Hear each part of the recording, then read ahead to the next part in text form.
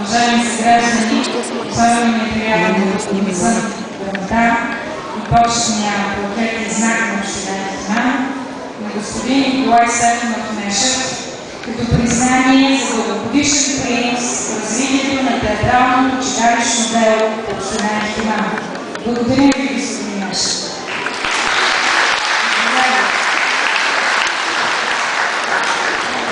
Особено ми е приятно да ви поздравя като личен приятел и да ви пожелая все така да ви подкрепяте, както е необходимо.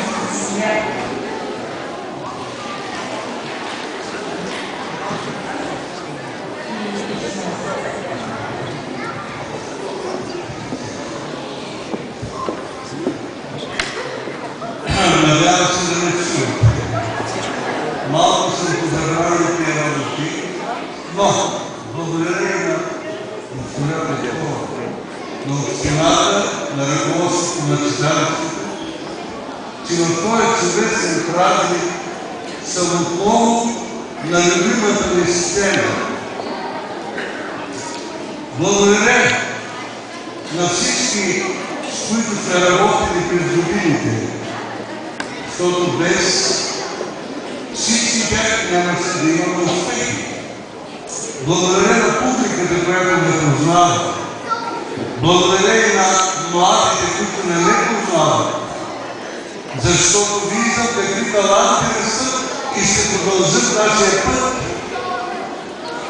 Днешният празник за мен е един от най-българските, както 24 май и така нататък. И други. Трябва да си спомним думите на нашите велики предци. Аз искам само да споделя три неща с вас.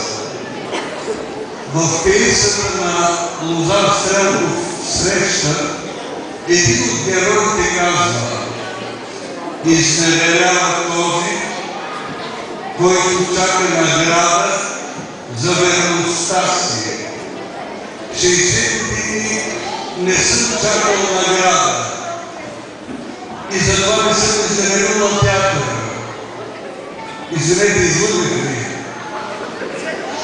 Всяка вечер чаках награда и за моя радост се получава от публиката, на което благодаря.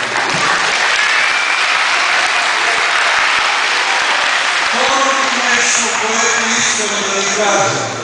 Един Димитров пее в песента. Ако си дал дори частица от себе си на другите, не си живял на празно. И никой не може да ти отнеме любовта на хората. И третото, което искам да ви кажа, това е Владимир Басев, поета в стихотворението. Ако няма какво да даде на света, за какво ще даде? Ние не сме нито славата, нито честа на големите идеи. На нас ще стига признателността на едно поколение. Благодаря ви!